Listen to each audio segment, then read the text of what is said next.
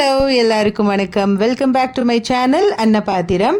இன்னைக்கு சண்டே, அது மட்டும் இல்லாமல் எங்கள் பையனுடைய ஹாலிடேஸ் எல்லாம் முடிஞ்சு நாளையிலேருந்து அவனுக்கு வந்து ஸ்கூல் ரீஓப்பன் ஆகுது.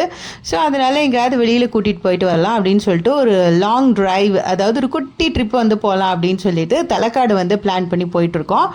ஸோ ஃபர்ஸ்ட் வந்து பிரேக்ஃபாஸ்ட்டு சாப்பிடலாம் அப்படின்னு சொல்லிட்டு இந்த பாக்கசாலா, இது வந்து கனகபுரா கிட்ட இருக்குது. இங்கே வந்து இட்லி வடை வந்து ஆர்டர் பண்ணியிருந்தோம். அதுதான் கொஞ்சம் லைட்டாக இருக்கும் மார்னிங் சாப்பிடும்போது. டேஸ்ட் வந்து கேட்கவே வேண்டாம், கர்நாடகா ஸ்டைலில் சூப்பராக இருந்துச்சு. சாப்பிட்டு முடிச்சுட்டு அப்படியே நெக்ஸ்ட் எங்கே போகிறோம் அப்படின்னு பார்த்தீங்கன்னா தலக்காடு தான் போயிட்டுருக்கோம். பட் ஆன் த வேல பார்த்தீங்கன்னா ஒரு சூப்பரான ஒரு ஸ்பாட் கிடச்சிது.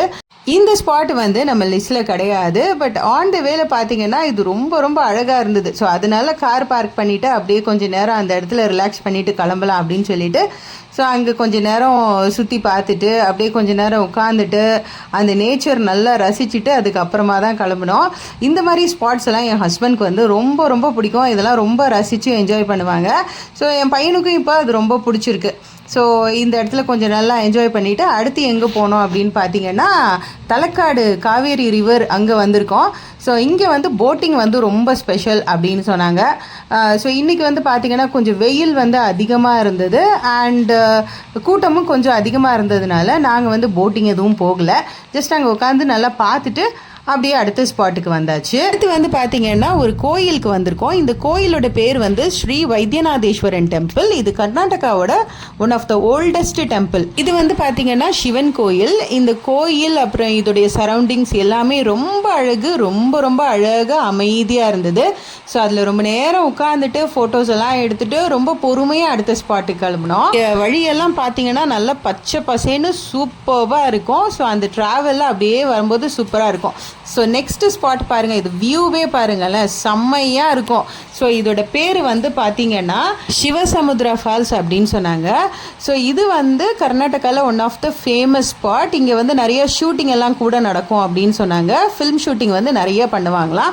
என் ஹஸ்பண்ட்க்கு இந்த இடம் ரொம்ப பிடிச்சிருந்தது, என் பையனுக்கும் ரொம்ப பிடிச்சிருந்தது. அண்ட் இன்றைக்கி பார்த்தீங்கன்னா வெயில் ரொம்பவே அதிகமாக இருந்ததுனால அங்கே வந்து பார்த்திங்கன்னா கரும்பு ஜூஸ், நிறைய ஃப்ரூட்ஸ் எல்லாம் வச்சுருப்பாங்க. நாங்கள் வந்து கரும்பு ஜூஸ் வந்து வாங்கி குடித்தாச்சு.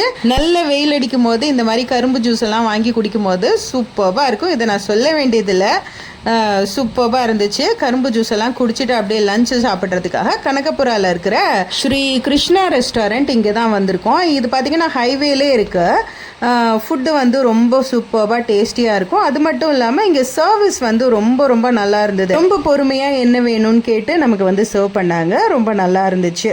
ஸோ அவ்வளோதான், இந்த விலாக் இங்கே முடியுது. இனி நாளைக்கு நான் காலேஜ் போகணும். என் பையனுக்கு ஸ்கூல் ரீஓப்பன் ஆகுது. ஸோ நல்லா சாப்பிட்டுட்டு வீட்டுக்கு கிளம்பிட்டோம்.